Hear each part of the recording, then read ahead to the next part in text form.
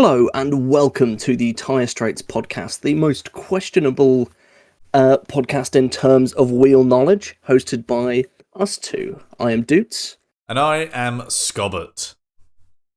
Perfect. And today we're going to be talking about the Miami Grand Prix just gone past us. Scott, what are your thoughts? I love how you say perfect, as if it's like a good boy, you know. Yeah. Oh, yeah. That gets things moving. Oh, please don't. I don't want to hear about it. Yes, thank you, dear viewer, who has just clicked off. Anyway, Miami Grand Prix. Of all the ones that I've hosted so far, I think this one's probably been my favourite, considering I don't really like Miami very much. No, that's fair. It has been. It's interesting. It's definitely gained a bit of a boost in its quality from the fact that, my God, we have not had any F1 in like 5 weeks. Yeah, I'm sure I'm looking through rose-tinted glasses. I'll look back in like 3 weeks' time and go, what the bollocks? But yeah. Well, I mean, we'll definitely cover the other races at the end of the year and what we truly think of them. But before we get into the main sum up of this weekend's racing, let's start with the general news that has been happening around the Formula One world. And probably the biggest one is that we now have 100 YouTube subscribers. Sorry, that wasn't the slightest what I was going to say, but fair enough. It's the biggest one. It's the most important. The most important. I guess so. Thank you so much for all the support from anyone watching. It's very much appreciated, and any way that we can give back to you, we would absolutely love to. So if you want any kind of types of episodes going forward, feel free to suggest it down in the comments below. Drop any hot takes or questions that you'd like to see us discuss about upcoming news and whatnot. We assure you we won't let fame change us. Fame is definitely in massive quotation marks. But regardless, we have confirmation from Mohammed bin Salman that the V8 engines are going to return to Formula One, either in 2030 or 2031 in a new regulation. Basically, the next regulations, Yeah, essentially the next regulations. They're going to change from these. A V6, about 50-50 split between electric and petrol. And they're going to change back to the V8 that's not going to have much electric power at all, apparently. And also he's mentioned that the engine constructors will have no vote in the matter on whether it's going to change over to V8 or not, which I'm a little up in the air on, because on the one hand, I like the idea that it is just... there's not going to be any push from the constructors in particular because they are better at making electric engines or pushing to increase development for electric engines or whatever, which is nice. So it just becomes raw build the best engine for F1. Yeah. However, I don't like the way he worded it. It sounds very power trippy, sounds very we get to decide what's going on and you don't get a word in. The way that he put it, but that is very MBS of him. Yeah, I mean, I'm kind of in the same boat. Like in regards to the wording and they will have no say in the matter at all. It's like it just feels like, because obviously he alluded to the possibility of bringing back V10s like before this set of regulations started, and obviously all the manufacturers went no, because it's like, you know, we've invested actual millions of pounds into these turbo hybrid V6 engines. We're not just suddenly going to flip on it and go, oh well, you know, guess we'll just cancel all that development and then start again on something completely different. It is a bit forceful in the wording, but at the same time, I mean, we're yet to see obviously any of the teams actually comment on this. At least the constructors actually comment on it, I should say. Just got to draw the differentiation there. But it's just, at the same time, I do, like you, I'm in two minds of it, where I like the idea of having, you know, the V8s back. If anything, it's more just the reduction of the reliance on the electric side of like the 50-50 split on the engines. Just making it less reliant on the electric motor will be, I think, in my opinion, a lot better. Because obviously one of the biggest things that people has got like an issue with this current set of regulations is the battery, the super clipping, all of those things that is quote unquote manufacturing action on track rather than actually producing good racing. Like that not necessarily to say that's what I think, but just that's what I've seen a lot of discourse about online. So I think it'll be interesting. But yeah, like you, I'm in two minds about it. Yeah, I think that so there's definitely a lot of people that complain about the battery issues.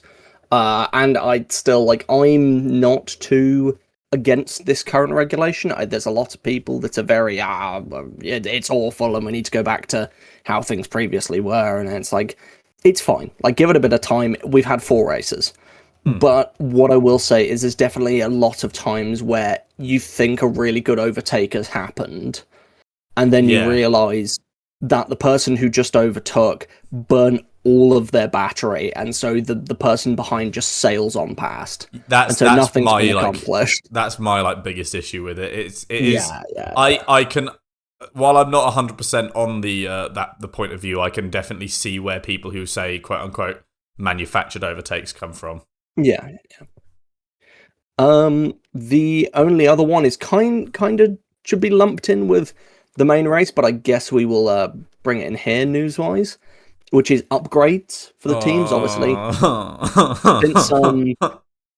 Since we've had quite a large gap, teams have brought plenty of upgrades coming into the race. This is including Red Bull now have a Macarena wing, similar to Ferrari, where it will fully rotate. I believe Mercedes might be testing one as well, but they definitely didn't bring it to the race. They're bringing upgrades next race, as far as I'm aware. Yeah, that's fair. And pretty much every single team has brought some kind of upgrade, because it makes sense. You got all this time, you might as well make the car better. That is, unless you are Aston Martin, where it's an insanely disappointing scenario that this weekend we also had. We don't tend to talk about F2, which I may actually bring it up because that has happened this weekend. But we don't tend to talk much about F2. However, F2 was racing out in Miami as a stand-in for the Bahrain and Jeddah rounds. They're doing Miami in Canada. And this weekend, the slowest lap set by an F2 car in qualifying was faster than both of the Aston Martins. During sprint quali. It's not even just that as well, because Mary Boyer, who is Aston Martin's development driver in Formula 2, basically driving with the intention to then join the team eventually.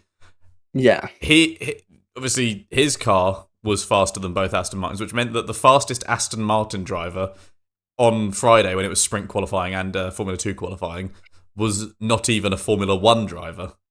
So it just takes me back to 2014 Caterham, when they showed up and the GP2 cars were faster than them.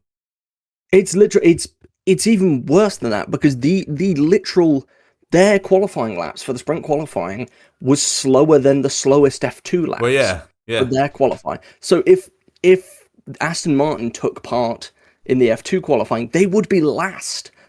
They would both be in last, the last 2 positions. It's not even a GP2 engine at this point. It's GP3. Yeah, and I mean, on the same level as that as well, one of the things I've seen people mention about it is that the Formula 2 car has, it's not got that reliance on electric power at all compared to a Formula 1 engine. So a lot of people have been using it kind of as a leg to stand on to make an argument that just rip out all the electric components, which, once again, not necessarily a point of view I agree with, just one that I've seen raised by people on the internet who are obviously always right about everything. Very fair. But that's definitely a bit embarrassing. Oh, you don't say. Speaking of sprint qualifying, we should probably get over to that. Yes. I don't want to touch too much on it because sprint quali wasn't the most interesting. Neither was the sprint race. But Lando Norris ended up getting sprint pole. And the main sprint race, we had Lando Norris winning, followed by Piastri in second, Leclerc pulling in third. Then it was Russell, Verstappen, Antonelli in sixth, but he did have a penalty. That dropped him like two believe. places, didn't it? Yeah, it dropped him to. I think he was fourth. That's what I saw. Yeah, and it dropped him back. Then Hamilton in seventh, and Gasly getting the final point in eighth. Anything particularly noteworthy from the sprint from you? Absolutely not. I could have quite happily put that on and fallen asleep.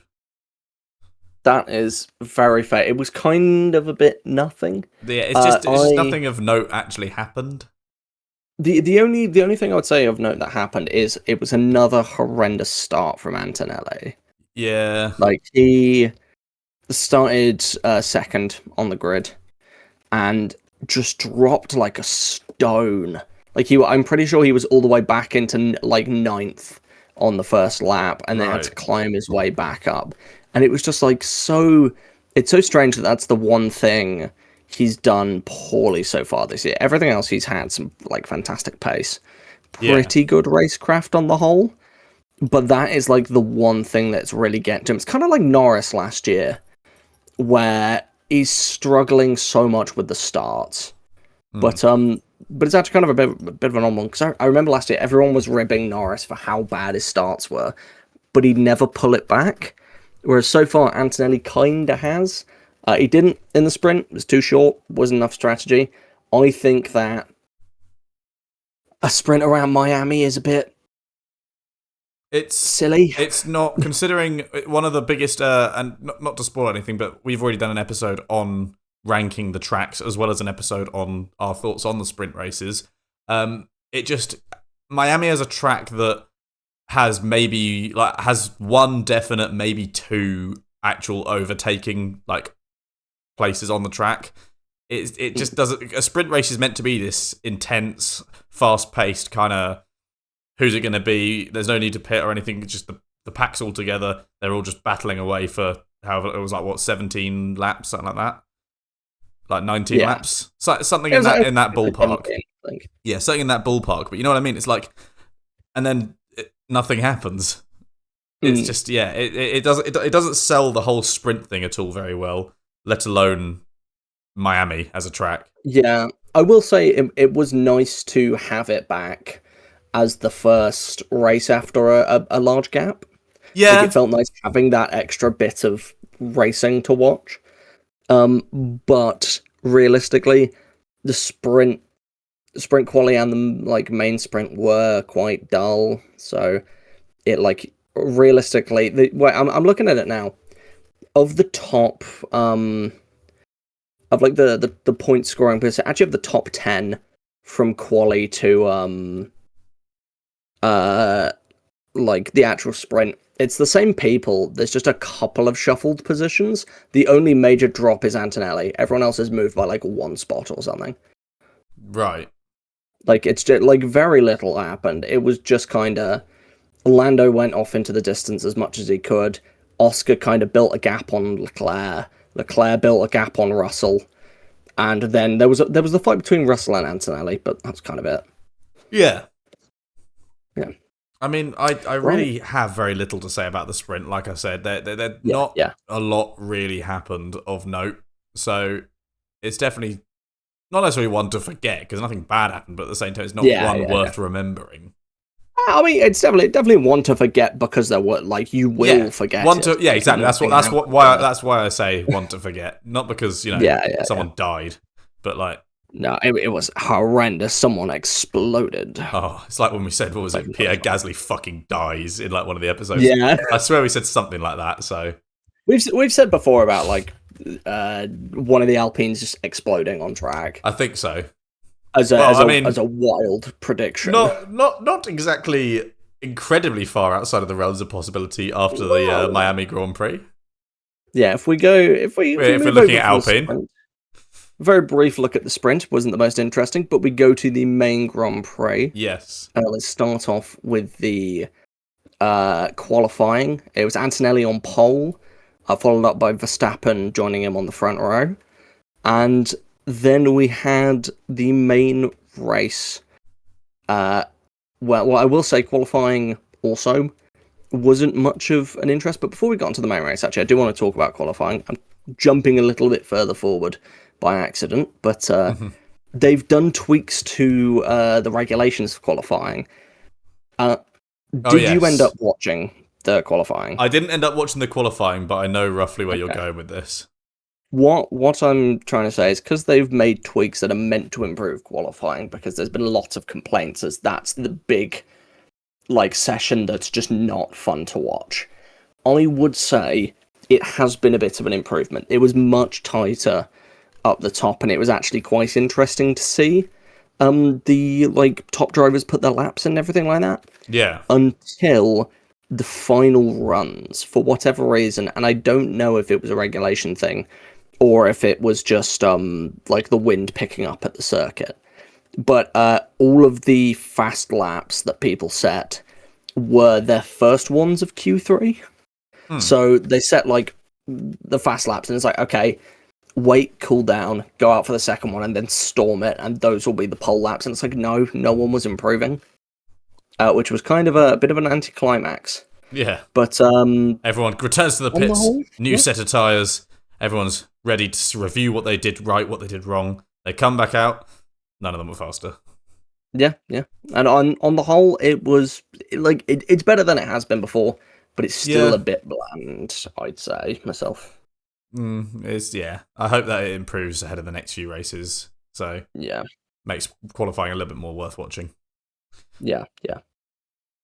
Right, now onto the main race. Let's start with the winner and the top 10. It was another race won by Kimi Antonelli. That is the third in a row, and he's become the first driver, I believe, to get pole and win in all three of his first races. Do you want to know something even crazier? Yeah, go on. Kimi Antonelli's current race win streak is longer than George Russell's highest podium streak. That is actually insane. Yeah. I will definitely be talking more about Antonelli in a little bit. Yeah, we'll come to that. If we continue the results real quick. Second place was Lando Norris. Honestly, had a really good weekend. Yeah. Bouncing back. Yeah, he was very close to Antonelli, but then there was quite a wide gap down to Oscar Piastri in third. Nearly 30 seconds. Yeah. There was someone else in that gap first, though. Then it was George Russell in fourth, Max Verstappen in fifth, who did have a time penalty, but it didn't actually move him anywhere. He was only 5 seconds. There was Lewis Hamilton in sixth, Franco Colapinto getting his best finish in F1 with a seventh. So very good from him. Shout out, he's had a brilliant weekend. Then eighth we had Leclerc, which we will definitely talk about him. And then the Williams boys rounding out 9th and 10th with Sainz and Albon, respectively. Perfect. So pretty shuffled up order there. It is quite a bit of a more interesting order, I'd say, but still good seeing the Williams in there. So what I want to start with on that is actually with the race start and the absolute chaos that happened on the opening lap. Yeah. When it was Antonelli had another not so great start, but lunged over to the side to cover off Norris. Not Norris, Verstappen. Yeah. They both locked up. Leclerc powered on through, Norris following close behind, and then Max ended up spinning and dropping far back on the grid, which led to quite an interesting start to the race.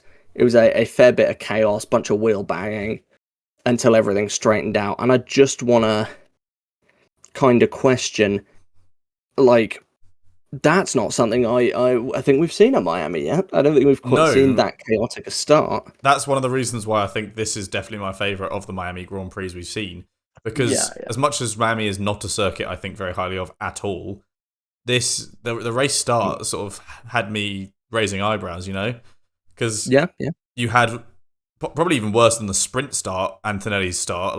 It looked like he basically stalled the car. It almost looked like he just sort of sat there almost stationary for a minute, before finally getting some traction underneath him. It was just, and then obviously the incident, then Max spinning. It's just everything you sort of go, whoa, whoa, whoa. Everything like one after the other sort of adds up, and you think nothing else weird can happen, and then something even crazier happens. It's just like, oh my god. So yeah, that was it was an exciting start for once. I'll give Miami props where they're due. Yeah. But it was quite a good way to start the race. Honestly, it mixed up the order. It immediately threw some of the like higher cars a bit further back from the instance, meaning that like Antonelli and like Verstappen were having to charge forward. Verstappen a lot more than Antonelli. But the strange thing, and I will definitely get to this a bit more later, is that it was very self-inflicted from the both of them. It wasn't like an accident was caused that led to them dropping back and having these incidents. It was all from mistakes they made, like lockups going into the first couple of corners. Right. But regardless, that was it was very good. And with Antonelli eventually getting up and winning it, what I have to say and ask you, do you think that Kimi Antonelli is running away with the title now?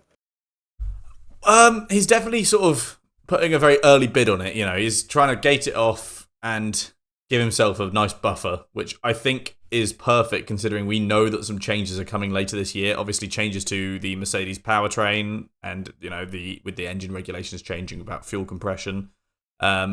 With everything going on, I think it's important now that he banks as much as he can, as many points as he can. Take the win, take the pole, anything you can do that will establish you, and then on the Sunday get you points, or obviously sprint race on the Saturday.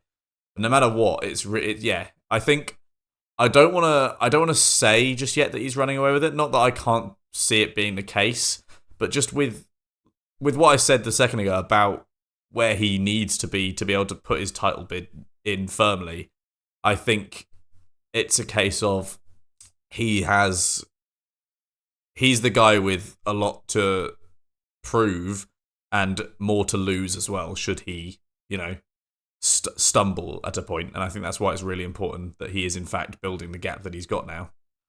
And obviously he's currently doing better than his teammate in the last few races as well, which is really important and does a lot for the confidence as well. That's one of the things people don't talk about so much.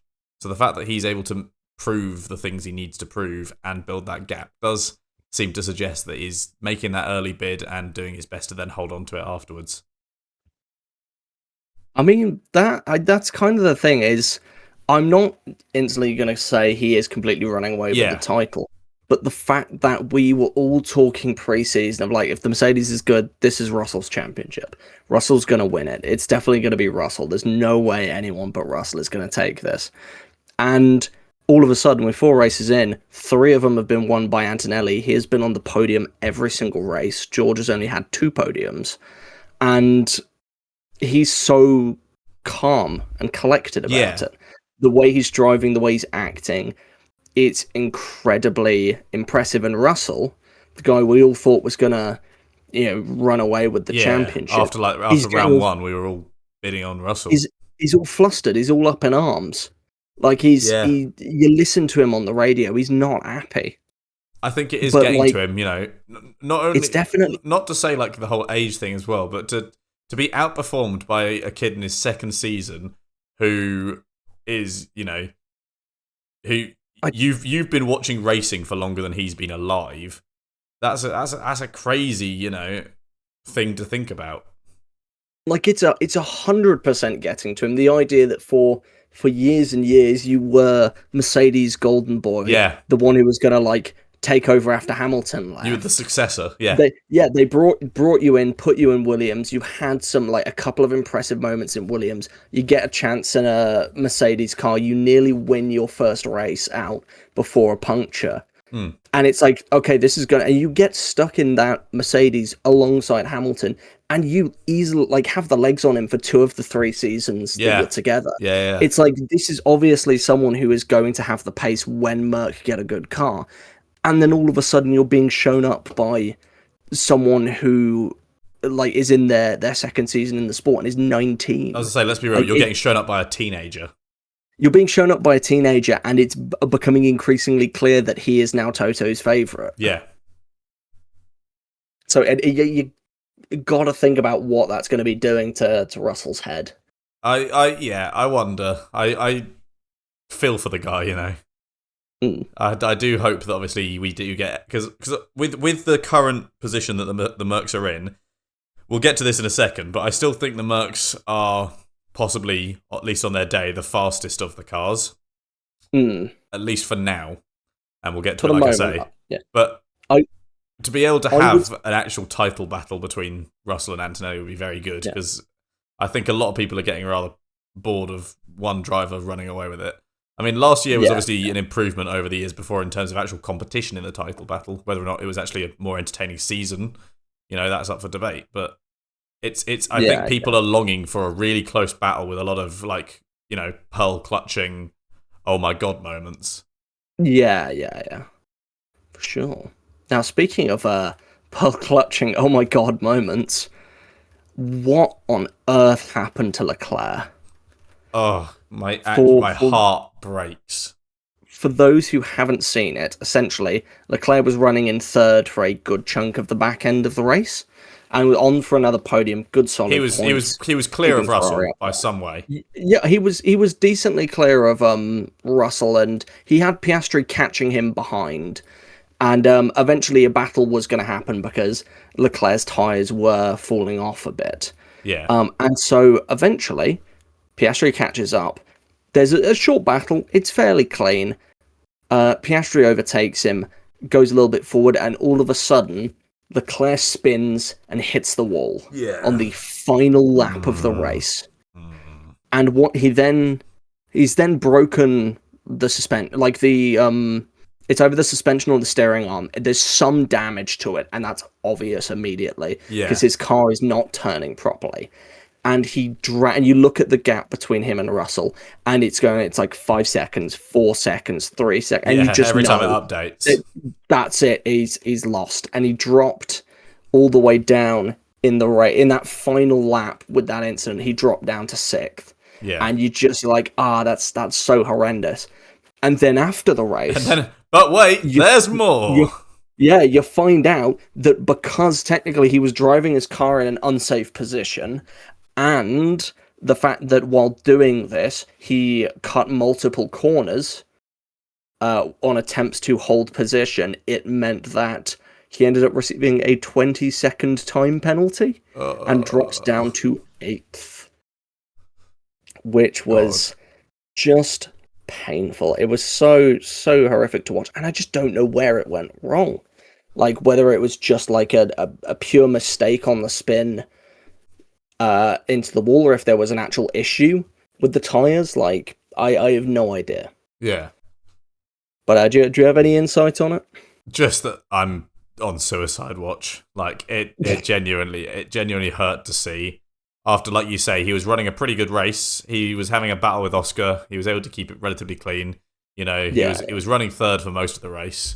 And, was on for a very good result, you know. Ferrari has been pretty strong already this year and has obviously scored podiums thus far. But to actually continue, even after all the teams have brought upgrades and stuff, to show that you're still there, still going to get the podium, that's big and important for the team. And he'll have known that, of course. But then to have that happen, and then plus the penalty, it's just gut-wrenching. And obviously, as a Ferrari fan, it hurts. It caused me physical pain. Yeah, it was a shame. And I mean, like, seeing him after it, he was so unhappy with it. You couldn't... Oh, I wonder why. It's like final lap, it's just such a shame that's so late. Yeah. I mean, it is a shame. But, it was definitely... The race was not short on incidents, though. No. I think we should cover those now. Yeah, I mean, there was obviously the big one that a lot of people have, even the people that didn't watch the race would have seen the replay of, is the incident between Liam Lawson and Pierre Gasly, which sent Gasly's car flipping over before it landed. Sort of, can't tell if it was on or in the barrier, but it was very clearly not on the floor anymore, at least at the rear. It's basically the rear of the car was like held up by the barrier. Yeah. So the most thankful part of that is it was at a slow turn. Like, it was a slow crash. It wasn't like they were traveling at like full speed down the straight or anything. They were like slowing down into the corner. Liam Lawson runs wide and like hits Gasly, pushes into sends Gasly, him over. sends him over. It's still grim to say. Like, seeing the roll, it's always bad, but it could have definitely been worse. And I don't know what your take on it is, but in my opinion, that's 100% Lawson's fault. Yeah, Lawson was the one that made the mistake, and Gasly the one that paid for it in the end. It was also the fact there was so much space on the inside that Gasly had left. It was definitely like an overshoot from Lawson. Yeah, and I mean, so there could be a penalty coming his way. Well, the thing is, Lawson, and he, I mean, as much as I think he was at fault, you know, quote unquote justice can be declared, because he then did have to retire with a gearbox issue. So it is. I mean, it is kind of, you know. Yeah. At the same time, I can see a penalty coming, because that kind of incident is obviously quite serious and is taken seriously by the stewards and the FIA management. So yeah, it's not something you want to see really at all. I mean, I definitely see the fact that if Lawson were to keep going with that race, they would have almost 100% given him some kind of time penalty. Yeah, absolutely. And the idea that he can't serve the time penalty because he's out of the race makes me think he's going to get failure. It makes me think he's going to get like a 3-place grid drop or something like that for Canada. Yeah, which makes a bit of sense. I mean, obviously, Ocon, it became a whole joke, like meme about Ocon, like a few years back, where he had to serve penalties for races like after the race, like at the next race. So I think that kind of thing is not unprecedented either, and I think very likely, if anything. It's happened plenty of times where, like, there's been an incident in a race, but a driver has had to retire before they're able to serve it. Yeah. Or it's been decided after the driver has already retired, so they just receive a penalty for the next. Yeah. Like for whatever the next round is. But the other major incident was Hadjar. Yeah. Who crashed. It was kind of on his own accord. Yeah, in fact, pretty much he just sort of clipped the wall a little bit, and I think was it the steering arm that got broken, or the suspension? It was the steering arm got broken when he clipped the wall, and then it just he drove straight at the next corner and just absolutely destroyed the front wheel. So that took him out, and his cockpit view cam was he wasn't happy about it. He wasn't happy about it. Slamming his fists into the steering wheel.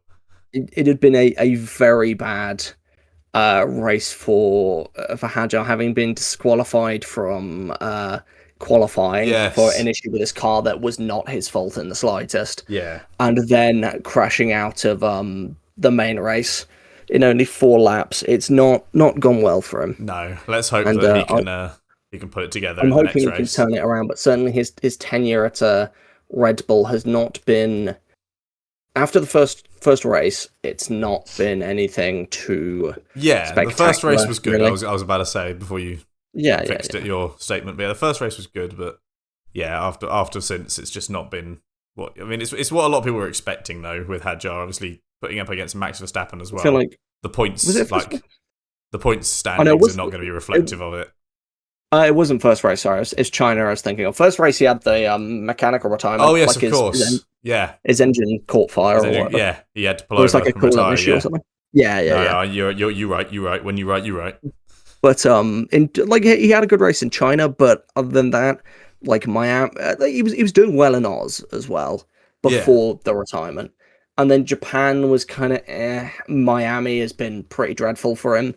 And I know it's only 4 races in, and we don't want to jump to conclusions, but I definitely would like to see him show a bit more realistically. Currently 13th in the standings, behind both Alpines, both V-Carbs, and a Haas, which I feel is not quite. It's not reflective of what we know he can do as well, considering last season was good for him. We have seen he's got incredible pace when he can get the car to work, but it could just be another victim of the Red Bull second seat. It's possible. Yeah. But something that we've spoken about a fair bit thus far this episode, but haven't actually got to yet properly, is the sort of the upgrades that teams have brought and sort of how that's left things. Obviously, I said I still think the Mercedes is the strongest car, just about. And obviously, I mentioned with when we spoke about Charles Leclerc how the Ferrari is still very strong, and he was on pace for a podium that race, possibly. But one team that has made a huge turnaround is McLaren. Obviously not quite significant as the turnaround they made in 2023 when they had a terrible car to start with and was able to fight for podiums by the end of the season. But they've gone from, a car that can just about fight for the top 5 to a car that is now fighting for sprint wins and a double podium in the main race. So, yeah, McLaren bought some significant upgrades. Some of it was to do with the Mercedes engine software as well, which meant that they were actually getting the most out of that Mercedes power unit. So what do you think? Where do you think we'll be in a few races' time when it comes to the landscape of things? Which team do you think will be the fastest up? Because obviously Merc are bringing some upgrades for Canada, I believe, at least to do with like aerodynamic stuff. Aston Martin obviously haven't brought any, but in a few races' time, where do you reckon things are going to stack up? Who's going to be the top dog by then? I think what's most interesting for me, obviously McLaren have caught back up. And, with Norris winning the sprint and both of the drivers getting a podium, I think they were probably the fastest car out there, especially with how close Norris stuck to Antonelli. It wouldn't kind of shock me. I definitely think that Antonelli, like the Mercedes, is still incredibly fast. And just Russell having an off weekend and Antonelli having a particularly good one. Yeah. But the one that I haven't seen people talking about anywhere near as much that's kind of interesting to me is Williams. Because past couple of rounds, they've kind of been nowhere. Yeah. To me. Besides Sainz, like, of random P9 that he got in China, but that was also because, like, 4 people didn't start the race, and 2 of them were top team drivers. That'll help. Like, the double McLaren DNS definitely helped with that. But both Albon getting his first points and Sainz getting a 9th, after some pretty unimpressive results so far, is definitely a turn for the better, and I could see possibly Williams, with the Mercedes engine obviously still, beginning to climb back up a bit. Yeah. I think that the other one is Alpine. I was about to say Alpine. They'll probably still stay as best of the rest. That's and I mean, Colapinto had an absolute blinder this weekend. Absolutely, he did. We'll get to that. Comparatively, like he was faster than Gasly in both qualifying sessions, and he did fall behind him in the sprint, and Gasly got 1 point. In the main race, he was still like ahead of him even before Gasly had his crash. I'm pretty sure. I mean, obviously, there's skin in this for both of us as well, because in our predictions for the first half of the season, you predicted Haas to be the best of the midfield, and I predicted Alpine. And so far, I feel somewhat vindicated. You feel somewhat vindicated, and you completely deserve to be, because Haas have kind of been nowhere. Yeah, I'm just thinking, because obviously they finished, 11th? So Behrman 11th, and... it was 11th and 13th? Yeah, 13th. Which is like, but it was the fact that like Behrman was like 7th and 5th in Australia. Yeah, I mean, he was 4th in the championship for a while. Yeah, and then retired and then 11th. Ocon has just had 1 point from a 10th in Japan, so yeah, it's not exactly showing the Haas pace yet, but there's obviously plenty of races still up to that point. They could turn it around. Yeah, but yeah, I'm feeling vindicated. 18 races. I'm talking about until the midpoint of the season, at least. Oh yeah. But yeah, I'm feeling pretty good about my prediction there. No, that is fair. But I think McLaren catching back up is going to be good for the championship. We've only got one more race until the change to the fuel compression. Yeah. So it's going to be interesting to see the drop off there. But my main thinking is going to be all of the Mercedes engine teams will probably experience that drop off. Oh yeah, absolutely. Or all of the ones that figured out the trick. But with it. But with that in mind, returning to my question, where do you see the sort of landscape being with the cars? Which team is going to be on top in a few races' time? After upgrades, but also the regulation change. After upgrades and regulations, I could honestly see, because Merc are going to have dropped back from the due to the change in engine, like fuel compression, and I think that upgrades aren't going to be as good as hoped. Yeah. Whereas I'm certain that McLaren know how to upgrade a car. They do. They may not always know how to. They may not always know how to build the best car out the gate, but they know how to upgrade a car. Yeah. So I think it's going to be like tight between McLaren and Merc. I think Merc will still just slightly be better, but I don't think it's going to be far. Like it's going to be tight between those drivers, I think. Yeah, absolutely. Okay. Interesting. Right. Now, onto a bit of a... This is more of a rant than anything. Yeah, I did say we'd get to this. Yeah, this is just a tiny bit of a like, why? Yeah. So, driver of the day has always been a thing that happens every race, and you should never pay too much attention to it, because usually it's popularity contest.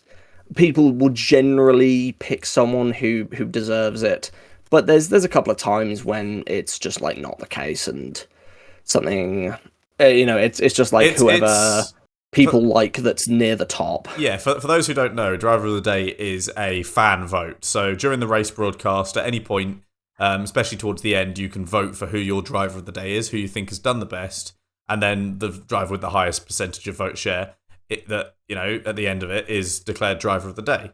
And it is entirely down to the fans. So obviously, with that in mind, it's not typically something that's always objective, which leads us back to where you were. Yeah, and as such, for this race, it was Verstappen who got driver of the day, which is completely ridiculous. It is considering insane. His performance. He had he qualified on the front grid. Yeah. Ended up 5th with a time penalty. He dropped it a little at the start. He had a massive lock up into turn 1. Then from 4th, when he was trying to chase and get past Leclerc, I think it was Leclerc at the time. It might have been someone else. He spun on his own volition and dropped him way back in the pack. Then trying to catch up in that, he overextended and collided with one of the V-carbs. Yeah, and then obviously with the Williams as well. And then with had contact with pushing. I think it was Sainz he pushed wide. I think it was on the. He came he rode the curb for most of that corner. Yeah, and then by the end of that whole spiel, he was down in 16th on pretty much all his own incident. Yeah, and what did he do? He managed to recover from his own fuck up to 5th. Yeah. Which, I don't know about you, I don't think that's that impressive. Yeah, that's just...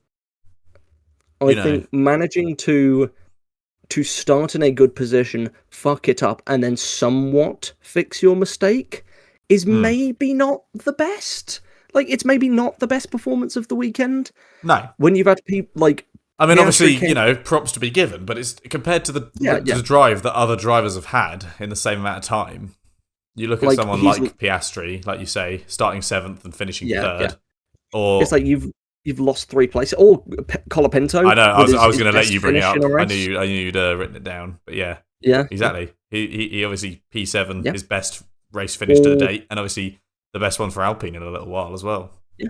Or honestly, this is one of the few where Norris could have 100% have been deserving of it. Yeah, swapping absolutely. places for the lead multiple times and finishing 2nd. Having that battle with Antonelli, yeah. With it essentially being he was only 3 seconds behind Antonelli, whereas Piastri was 27 seconds behind Antonelli. Yeah. Like, those two kept it a tight fight for a bit. And so it's just really strange and kind of a bit stupid that Verstappen has been given it, but it's fan voting, so there's not much you can really do other than say, like, people do better. Yeah. Like, come on. So, I think with everything after all of this, just to put one final question to you, do you think Miami has been improved, or has it gotten worse since the new regulations came in? Was this race better than the last, 2022 it first appeared on the grid? So, 22 is when I put better than the last 4 races, or worse? I think it's a hard one to judge this year, solely because it has come after a massive break. Yeah, it's what I said earlier about rose-tinted glasses, you know. Yeah, it's come at the fact that we've not had racing for like 5 weeks, or not Formula One racing for 5 weeks, and as such, we've come back and we're seeing this race and we're trying to enjoy every last little bit of it. What I will say is I enjoyed it more. I've definitely enjoyed this more than the other Miami races that have happened, for the Grand Prix at least. Sprint was still boring. But I've enjoyed the Grand Prix more than previous ones. Same. However, I would be reticent to say that Miami is any better as a race because of the new regulations. I would still say it is easily probably one of the worst, like bottom 2 worst tracks. No, I agree. To race at on the calendar easily, like both racing and actual track wise. Yeah. But it's an improvement. Like it's a bit better. Yeah, I think it might be controversial to some people when it comes to stuff with the battery and the super clipping, but I think in this particular track, where Miami, as I said earlier, has maybe 1, possibly 2 actual proper overtaking zones, I think it's welcome to have the batteries and the super clipping actually manufacturing, quote unquote, like I said earlier, overtakes, because at least that way there is that battle and that action happening on track in places that in previous years it just would never have happened. You wouldn't have seen that overtake through that corner, you know, especially towards the backstretch of the track. So it's things like that, I think, that has made it a bit more enjoyable as a viewing spectacle, but hasn't obviously actually changed the way I think about the track at the same time. Yeah. No, that is very fair. Yeah. Right, so I believe that brings us to the end of the actual discussion of Miami. So we're going to go on to our predictions that we made for this race. So each week, if you don't know, every week before a F1 race, we do a series of predictions about who's going to be the race winner, who's going to be the race binner, so someone who's just had a poor weekend, who is going to be the flop of the tops, so the worst of the top team drivers, which are, at the moment, Ferrari, Red Bull, McLaren and Mercedes, and then a wild card prediction of something that's a little bit out there on what could happen, but we can go kind of as crazy as we want, but obviously we don't need to go so specific as, like, I don't know, Fred Vasseur is going to eat an ice cream standing on top of the Dolphin Stadium. Franco Colapinto explodes and dies. That kind of thing. Right. And starting off with our race winner, I went for Kimi Antonelli. And lo and behold, boring, obvious choice. Well, I just thought he did well at, like, he got a sprint pole last year at Miami. I thought he was going to do well this year as well. Like just a circuit that he seems to do well on. Yeah, no, that's fair. All right, and for you? I went for the other Mercedes driver. I went for George Russell, who, not having a bad weekend by any means. They kind of had just a meh one. Like I said earlier, like obviously it's clear that he's got some pressure on him, being outperformed constantly by his younger teammate. Currently, they are 4-1, 3-1, sorry, in out of all the races so far. In the head-to-head, and it's just, you know, he finished 4th after penalties and things were distributed out and the final running order was decided upon, but at the same time he kind of didn't do much. He didn't finish on the podium, he didn't get pole position or anything. He was P4 in both races after everything, in the sprint and the final race, so just outside of that point of actually doing anything particularly interesting, especially for someone who is supposedly driving the fastest car at this point. But yeah, what can you do? Yeah. I was wrong. Yeah, true. And now for race binner, someone who's just had a poor weekend overall. I have gone for Nico Hülkenberg. And I think it's safe to say he had a pretty decently woeful weekend, having not even starting the sprint. Well, he did decent in qualifying. He didn't even start the sprint race, and then had to retire with a mechanical failure from the main race on lap 7, I would say that's pretty woeful overall, and I should get a point for that. Yeah, I mean, on the other hand, for my race spinner, I put the other Audi driver with Gabriele Bortoleto. And while I will absolutely agree that his weekend was not anywhere near as bad as Hulkenberg's was just the weekend of misery and despair, Bortoleto still had a pretty bad one, and that's why we, prior to actually recording this episode, discussed that I would also get a point for this one, because he had an okay sprint qualifying result in P11, but was disqualified from the sprint race, and then he had a terrible qualifying for the main race, but was able to recover. He caught on fire in the main qualifying. Yeah, so he was out in Q1 as a result, funnily enough. But yeah, it's unfortunate for him. But on the whole, not really. I mean, even when he did actually finish the race in 12th, he still obviously didn't score points, and that kind of left the Audi team with nil points on the weekend as a result. So yeah, with that in mind, while once again not as bad as Hulkenberg's at all, not even in the same league, it was still a race spin for the weekend as a whole. Yeah, no, I think that's very fair. Right, now next onto our flop of the tops, and I went for Lewis Hamilton, which I don't think it was that. It's definitely not worth a point or anything. He didn't have a great weekend. It was just very nothing. He kind of like Russell. He just kind of existed. Yeah, he had a slight bash with Colapinto on like one of the earlier laps of the race, and that just kind of, I think it damaged some of his like side paneling, which just meant he wasn't particularly fast, but he wasn't like slow enough that he was falling into the midfield. Yeah. So he just kind of had a bit of a nothing race. He was just outside the top 5. Yeah. So still not a bad weekend. Yeah. But still no point for me. I mean, I did worse in this one. In fact, I put Lando Norris. I wasn't prepared for the McLaren upgrades to be so great, and obviously Norris won the sprint and was P2 in the main race, finally turning things around after starting not a particularly great title defense so far this year in the last 3 races. So to have that McLaren finally working underneath him, it's obviously turned things around very quickly for him, and he's now back to his ways from the last 2 years that we've seen. So yeah, I obviously have no claim to a point on this one either. No, that's very fair. And for our wildcard prediction, so something that's a little bit out there that we think could happen during the race, I went for no safety cars in the race. Oh yeah, I thought it was going to be a little bit chaotic. I didn't think it was going to be as chaotic as it was, and as such, I definitely was wrong in that when they pulled out a safety car on like lap 6 or something like that. I mean, I actually got this one right.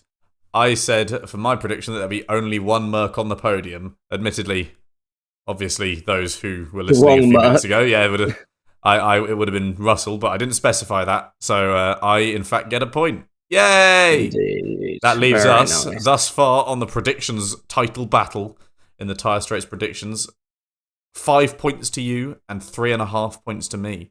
It's tightening up a little bit now. All to play for. And for those who haven't tuned in before, at the end of the year, we're going to have a little awards ceremony, and in that ceremony, we will discover who, in fact, is the winner of the predictions war. Yes, indeed. And I believe that's everything from our predictions, and indeed the Miami Grand Prix. Yes. So let's move on to our discussion of the other series. Yeah, I mean, every week we have a quick look at what's been happening in the motorsports world more broadly outside of Formula One. And I'll just start us off with the NASCAR Cup Series at Texas Motor Speedway. 400 miles, and the winner at the end was Chase Elliott. He just about took the lead out of the... It was after the final caution, so the 7th and final caution, he overtook Denny Hamlin after a push from his teammate, which helped him get past, and he managed to hold it for the last 4 laps and take the win. Carson Hocevar, winner from last week's race at Talladega, he led early with Hamlin and Briscoe battling behind him. But it was quite a chaotic race, to be honest. Texas Motor Speedway has got these weird little quirks where we had like several cars like just spin out seemingly out of nowhere. So that was kind of crazy. And I mean, the chaos was demonstrated when Eric Jones, who is not a big name in NASCAR Cup Series, he managed to win the stage one, taking his first stage win in his career. And Corey Haim led for 69 laps, which is the second longest period, aside from I think it was Chase Elliott earlier in the race. He eventually finished 31st, so he was never a guy that was, considered up there with the top guys. But to have seen him lead for a long period of time was kind of crazy. And then the other big sort of crazy story was tensions boiling over between Kyle Busch and John Hunter Nemechek after Busch couldn't get past John Hunter Nemechek. And they had a run-in. So yeah, Kyle Busch was running for top 5 for most of the day, top 10 as well. And after he couldn't get past Nemechek for a while, he just drove Nemechek into the wall, basically, making no attempt to turn for the corner and putting Nemechek sideways. And that caused him to obviously drop down the order as well, fading away to 20th on a day that could have been, it started with promise for him, because his move to Richard Childress Racing has not been so far yielding results. So it's yet another disappointment for him. And a lot of people are now talking about, he's 41 years old and he's acting like this. While he's already done great things in the Cup Series, people are now saying he should retire. So there's been a lot going on in NASCAR, and there'll be even more fun next week because it's the race at Watkins Glen. So for those of you who think NASCAR only turns left, they're going to be going to a road course next week, so don't miss it. Perfect. Very nice. Right, for me, I'm going to be talking about Formula E now, with the Berlin E-Prix at the Tempelhof circuit. Probably one of the better of the Formula E races. They change the configuration all the time, because essentially Tempelhof is just a big open airport, like runaway area, so they can rearrange circuit however they like. And it was a double header, so we had 2 races, one on the Saturday, one on the Sunday. Race 1 was won by Nico Müller in his debut win. Fantastic to see him finally get it. But it was a bit of a strange one, considering that basically the 2 other podium finishers, being Nick Cassidy and Oliver Rowland, were leading the race and scrapping between one another for most of it. And then in one attack mode burst from Muller, he just pulled up into the front and held the lead since then. It was definitely, this weekend was very attack mode heavy in how it played on the racing, and that shows the most with race 2, which was won by Mitch Evans for Jaguar.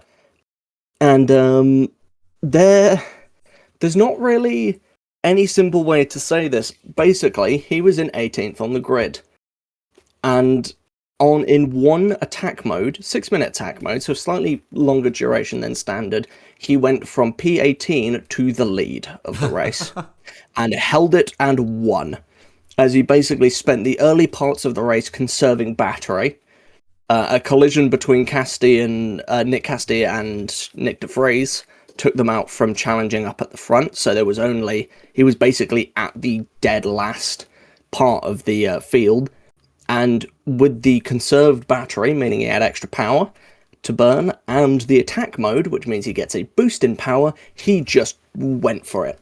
And within those 6 minutes, he went from last to first. Wow. And now is only 3 points off the top step of the title currently, which is led by Pascal Wehrlein by only 3 points. Wow. But it was very, very much showing that attack mode can be quite powerful around certain circuits. And this was definitely one of them. Yeah. As with an awful lot of places to overtake and run around, and where cars can go 4 wide nearly. It's very easy for timing it right with energy and attack mode. You can make quite the lunges. Fair enough. But yeah, I'm just going to quickly touch as well to round out with the European Le Mans Series, which had a 4-hour endurance race at Le Castellet in France. And this is a multi-class endurance series, much like the World Endurance Championship. And it's kind of like a junior championship that runs alongside WEC. And this race was won by the number 22 United Autosports in the LMP2 category.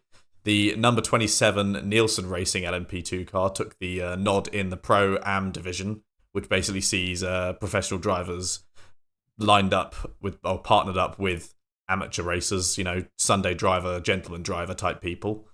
And then you had the number 13 Inter Europol competition in the LMP3 category taking the win. And then the LMGT3 category probably saw the most exciting racing of the day, which was won eventually by the number 57 Kessel Racing Ferrari 296 LMGT3 Evo, who was spun out in the first hour of the race, dropping them to 11th, and then coming back, obviously, at the end to take the checkered flag in P1. So, interesting race there. I mean, at the end at least, mostly in the GT3 category.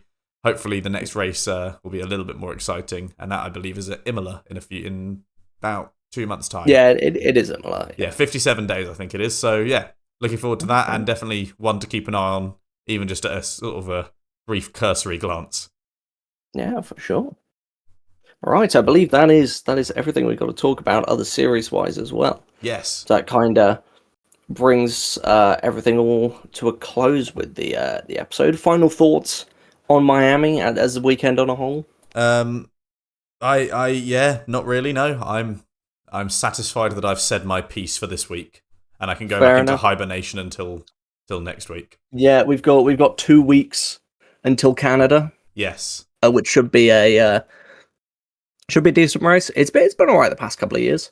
Yes. But we shall certainly. It's a shame to have like such a long wait and then have to wait another 2 weeks. But it will be rewarding, hopefully, with another pretty good race. I'd say this was like Miami was good on the whole. It was enjoyable. I think it's an improvement on the previous seasons of the Miami Grand Prix, in my opinion. I'd agree on that. I still would probably say that I'd probably still say that like Australia.